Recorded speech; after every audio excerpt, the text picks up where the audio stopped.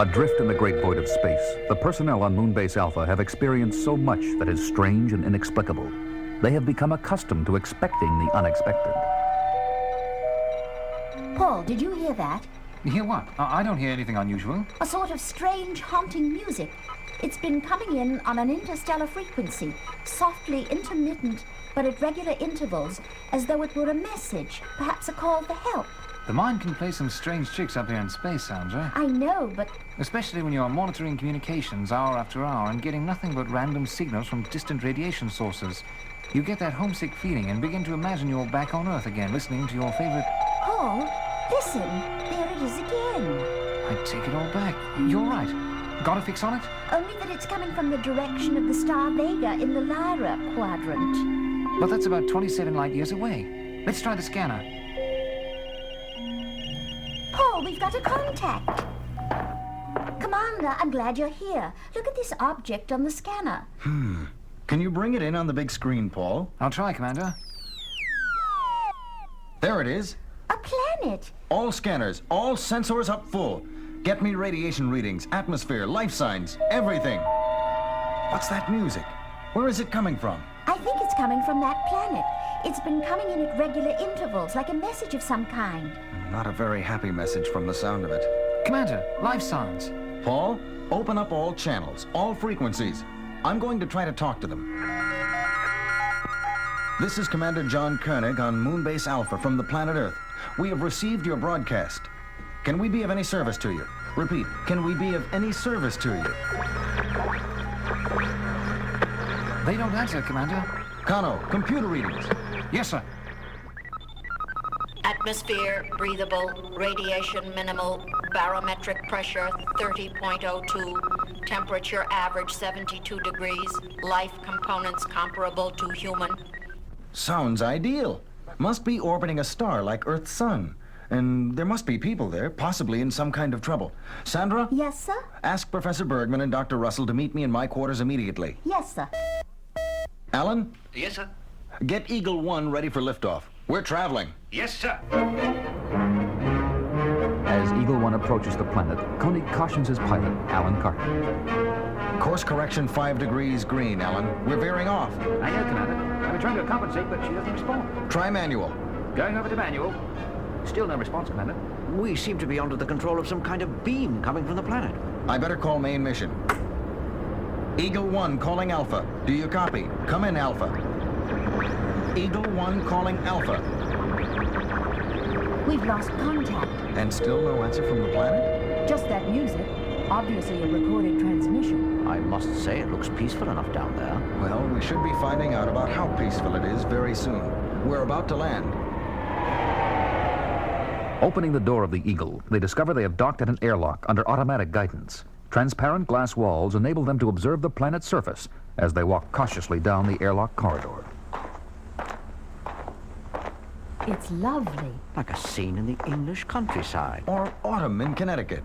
The trees and shrubs aren't exactly the same, but it makes me feel quite at home. I wish I could feel that way, but I can't. There's something wrong in the picture. Houses, roads, even children's playgrounds, but not a sign of life. Exactly. No people. No life of any kind, except for the vegetation. Commander, the door up ahead. It's opening. Seems like we're expected. It's an elevator. Well, let's not disappoint our host. As they step into the elevator, the door closes behind them, and the elevator descends. Far below the surface, it stops. The door opens, and they enter a well-lighted but empty chamber. As the elevator door closes behind them, they hear a soft hissing sound, like escaping steam. Gas! Pouring into those grills! John, I feel dizzy. Helena. Helena. Oh. They all fall to the floor, unconscious. When they wake up a couple of hours later, they are in a large, well-lit, comfortably furnished hall. Seated before them on throne-like chairs are two aliens, one male, one female. Welcome, Alphans. I am Harmon, leader of what remains of the people of the planet Phoebus. And this is Dr. Melos, in charge of physical medicine. Some welcome. We come in peace and you attack us. Oh, the decontamination chamber. My sincere apologies for that. But I assure you that it is quite harmless. Yeah, it's a gas. but very necessary. Phoebus has been the victim of a mysterious virus which destroyed all life on the surface of the planet and reduced our people to a state of total physical and reproductive impotence. We could not risk your being exposed to the contagion and bringing it down here.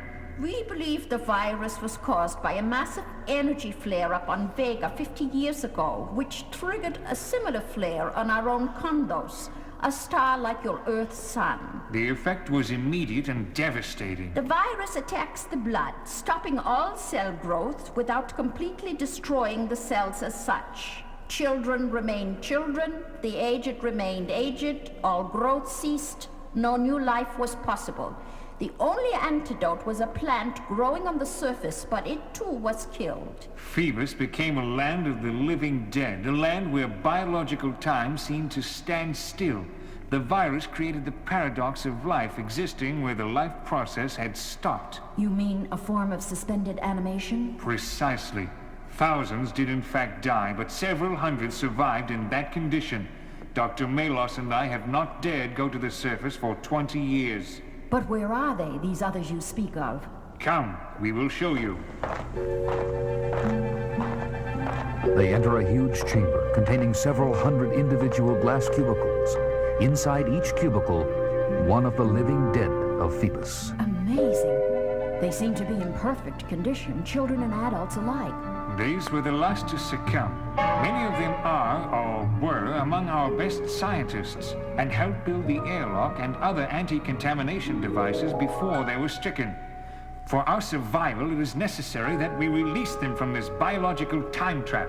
That is why we sent our message. Then that music was a call for help. Yes, and we are glad that you answered our call. Why didn't you send your message in words? How can you be sure a musical message would be understood? Because humans are curious by nature. They must explore the unexplored, understand the inexplicable. We knew you were near and wouldn't be able to resist the temptation to solve the mystery of Phoebus. Also, if we had set up word communication, there would have been too many questions, and we do not like to lie. Lie? Lie about what? Commander, I shall get right to the point. In order to restore my people to their normal condition, it is necessary for them to have a talking blood exchange. Blood exchange? You mean with us? But that would kill us. Unfortunate, but true. What kind of people are you? You say you don't like to lie, but you wouldn't hesitate to kill for your own purposes. What kind of morality is that? Listen, Commander, there is no need for you and your friends here to die. There is a way out for you. A way out? Just give the order to all those on Moonbase Alpha to come here. That would give us a sufficient supply of... You pride yourselves on your understanding of humans, but you understand nothing. You will not cooperate? Not on your life. Let's take him, Commander, when I give the word. Not on my life, indeed. It is your life that is at stake. You have no weapons. We saw to that. And you are completely in our power. We have no choice but to use you to restore 4 of our... Now, Commander! Carter and Koenig leap toward Harmon, but before they can reach him, they are stunned by laser guns fired by Dr. Melos and Harmon simultaneously. Helena and Victor move to help them, but they too are struck down. When they regain consciousness, all 4 find themselves strapped down on operating tables next to 4 of the glass cubicles. Dr. Melos is getting ready to perform the transfusions that will drain the life from their bodies. Won't you change your minds? It's still not too late. Just take me, but let the others go. Their price is too high, John. I prefer it this way. You fools! There is so much to see, to do, to live for here on Phoebus, and you are throwing it all away. All right, Dr. Melos, Carter first. Anything to say, Carter? How about postponing the whole thing? And let's all go up and enjoy the lovely scenery on the surface. Proceed, Dr. Melos. Blue sky, cool green trees, autumn leaves turning yellow and brown.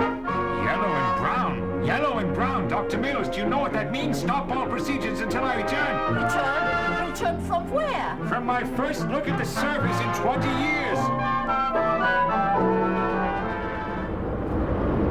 Later, in Eagle 1 on the way back to Alpha. Look there, John. How beautiful Phoebus is. So much like our own world. But what an upside-down world it is. Yes, full of contradictions. A world where people were alive, but not alive. Where highly moral beings like Harmon and Dr. Melos could kill without any moral scruples. Where leaves turn green when they die. And yellow and brown when they come to life, like the hydrophyllid shrub. The one plant from which Dr. Malos could extract the life-saving antidote to the virus. It saved our lives, even without taking it. Within a week, she will have enough to restore all her people, and with life returning at last on the surface, they can all come out into the sun again. How sad that we couldn't accept their invitation to join them in their renewed life. Yes, it could have been a good life. I better call Alpha. Eagle 1 calling Alpha. Do you copy? Come in, Alpha. Main mission, Commander. Good to hear your voice, and none too soon. Computer indicates our moon will be within eagle range of that planet for less than 1 more hour. Yes, I know, Paul. Unfortunately, not enough time for Alpha to move to a nice new home. I don't understand, Commander. I'll explain when we get back. Eagle out. Commander, do you hear what I hear?